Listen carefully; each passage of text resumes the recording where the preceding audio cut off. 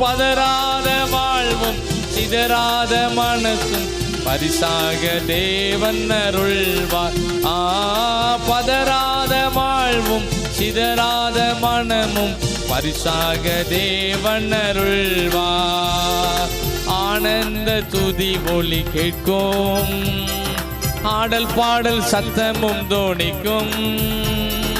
ஆகாய விண்மீனாய் அவர் ஜனம் பெருகும், ஆண்டவர் வாக்கு பலிக்கும்.